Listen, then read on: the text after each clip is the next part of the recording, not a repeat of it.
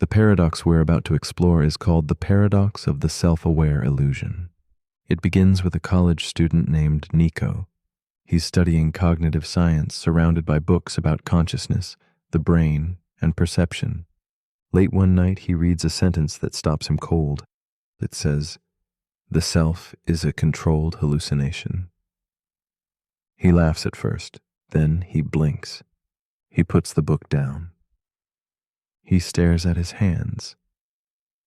He wonders if the self is an illusion. Then who is wondering? That's the paradox. If the self is not real, then who is asking whether it's real?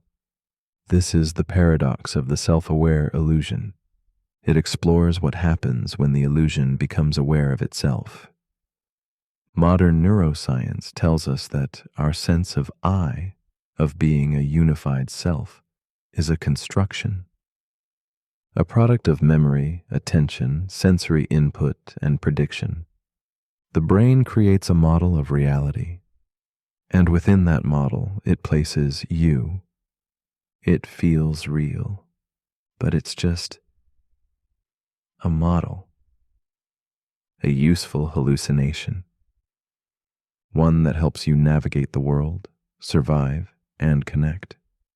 But if that's true, then the person you think you are, the voice in your head, the narrative of your life, may not be solid. It may not be there at all.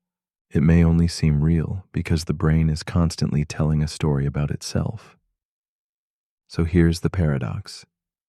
If the self is an illusion, and the illusion becomes aware of itself, is it still an illusion?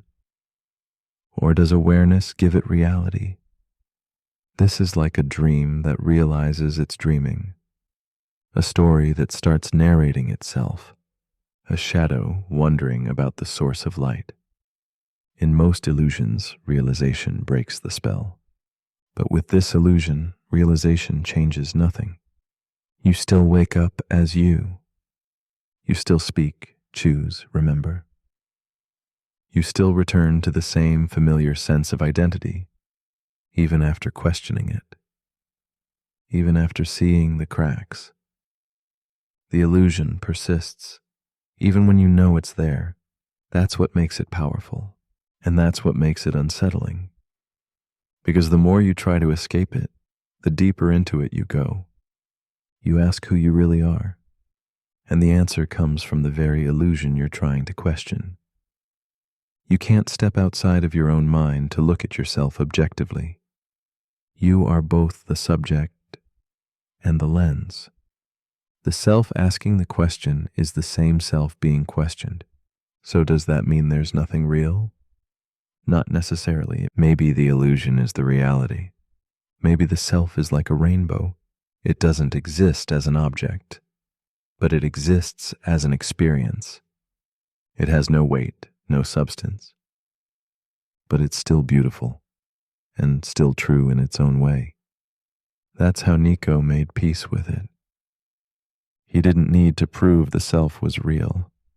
He just needed to see it clearly and gently, like watching a mirage and smiling at its shimmer.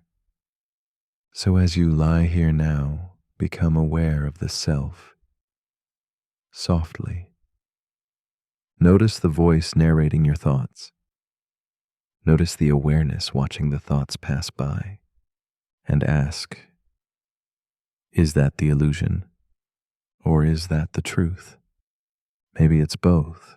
Maybe that's the point. But if you're still awake, here's something to quietly wonder. If the self is a dream, then who is doing the dreaming?